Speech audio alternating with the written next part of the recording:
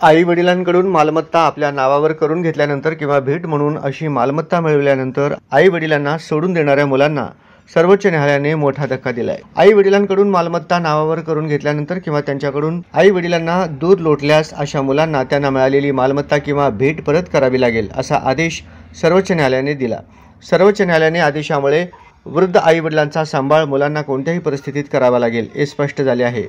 त्यामुळे आई वडिलांकडून मालमत्ता नावावर करून घेऊन किंवा भेट म्हणून मिळवून नंतर त्यांना वाऱ्यावर सोडणे मुलांना महागात पडू शकते। त्यामुळे सर्वोच्च न्यायालयाने दिलेला हा निर्णय अत्यंत महत्त्वपूर्ण आहे।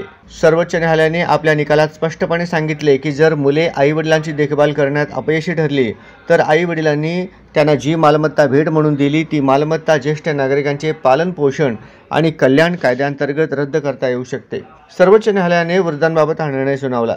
त्यामुळे आता वृद्धांची काळजी घ्यावीच लागेल। बऱ्याचदा घरातील वृद्धांना गोड बोलून किंवा विश्वासात घेऊन त्यांच्या नावावर असलेली मालमत्ता आपल्या नावावर करून घेतात आणि ज्येष्ठांना वाऱ्यावर सोडून देतात। अलीकडे असे प्रकार वाढले आहेत।